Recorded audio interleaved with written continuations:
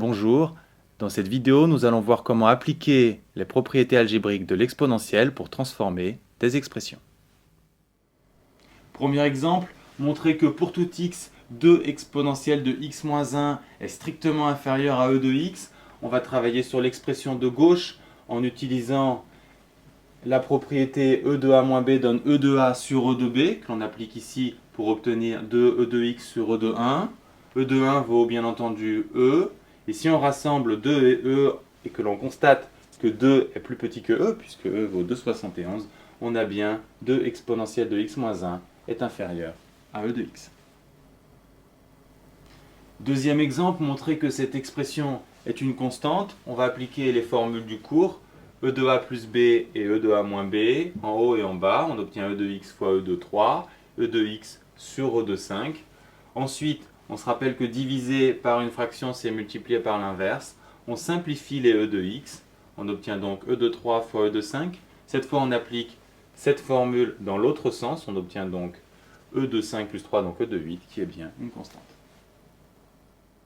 Cette fois, un classique que vous avez beaucoup de chances de rencontrer en devoir, montrer l'égalité de deux quotients. On ne possède aucune formule pour transformer celui de gauche. Par contre, e de moins x, on sait qu'on peut l'écrire 1 sur e de x. Donc on va aller de la droite vers la gauche. Et de façon générale, souvenez-vous que pour toute égalité, il faut bien choisir votre point de départ.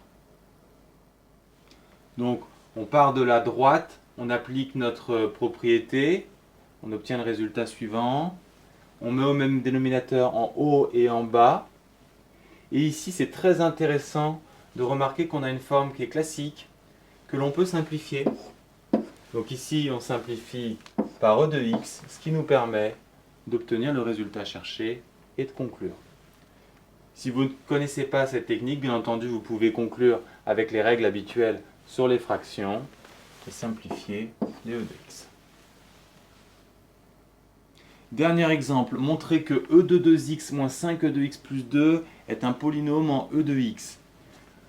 On repère d'abord e de 2x, ce qui va nous permettre d'appliquer une formule clé du cours. E de 2x donne e de x au carré, ce qui va transformer notre expression en la suivante.